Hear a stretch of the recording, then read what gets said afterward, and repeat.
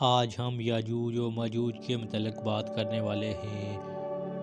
السلام علیکم، یونیک علم اکیڈمی پر خوش آمدید۔ یاجوج و ماجوج کسی قوم یا اقوام کا نام ہے جو قرآن، یہودیوں اور عیسائیوں کی مقدس کتابوں میں آیا ہے۔ یاجوج و ماجوج کو دوسروں کے اموال کو نقصان پہنچانے کی وجہ سے ایک ظالم اور ستمگر گروہ کے طور پر پیش کیا گیا ہے۔ قرآنی آیات کے مطابق حضرت ذوالقرنین نے یاجوج و ماجوج سے تنگ آئے ہوئے افراد کی درخواست پر ان سے محفوظ رہنے کے لیے ایک دیوار کو تعمیر کیا، جو دیوار ذوالقرنین یا دیوار یاجوج و ماجوج کے نام سے مشہور ہے۔ اس کا ختم ہونا اور دوبارہ یاجوج و ماجوج کے لشکر کا رونما ہونا آخری زمانے کی علامتوں میں سے ہے، جس کا تذکرہ قرآن اور دیگر آسمانی کتابوں میں آیا ہے۔ ذوالقرنین ایک با ایمان بادشاہ تھا جس کا گزر ایک ایسے علاقے سے ہوا جو دو پہاڑوں کے درمیان واقع تھا۔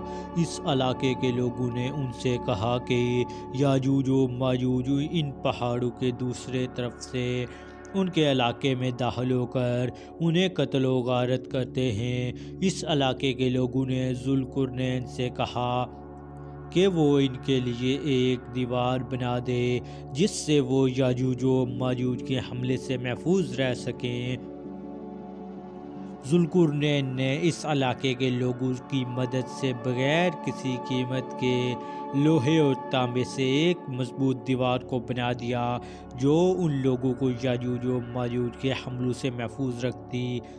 اسی مناسبت سے یہ دیوار ذوالقرنین یا یاجوج و ماجوج دیوار سے مشہور ہے۔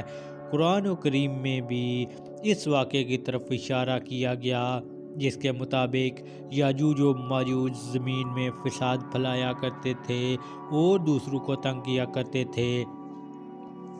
قرآن میں یاجوج و ماجوج کے خروج اور طغیان کو آخری زمانے کی نشانیوں میں سے قرار دیا گیا ہے۔ قرآن پاک میں آتا ہے، جس کا ترجمہ کچھ یوں ہے کہ یہاں تک کہ جب یاجوج و ماجوج کو کھول دیا جائے گا تو وہ ہر بلندی سے دوڑتے ہوئے نکل پڑیں گے۔ یاجوج و ماجوج کے ظہور کے متعلق بات کی جائے تو ان کا ظہور حضرت عیسیٰ علیہ السلام کے نزول کے بعد ہوگا۔ یاجوج و ماجوج کے فتنے کے وقت حضرت عیسیٰ کو حکم ہوگا کہ وہ مسلمانوں کو لے کر کوہ طور پر چلے جائیں۔ جب طور پہاڑ پر غذا کی قلت پیدا ہو جائے گی تو حضرت عیسیٰ علیہ السلام یاجوج و ماجوج کے لیے بد دعا کریں گے، جس کے نتیجے میں ان کے کانوں اور گردنوں میں کیڑے پیدا ہوں گے جن کے پھٹنے سے یہ ہلاک ہو جائیں گے۔ مسلمان جب کوہ طور سے نیچے اتریں گے تو ہر جگہ یاجوج و ماجوج کی لاشیں ہوں گی اور ان سے تعفن اٹھ رہا ہوگا۔ حضرت عیسیٰ علیہ السلام دعا کریں گے، جس کے بعد خاص قسم کے پرندے ان کی لاشوں کو اٹھا کر جہاں اللہ چاہے گا وہاں لے جائیں گے۔ اس کے بعد شدید بارش ہوگی اور ہر چیز دھل جائے گی۔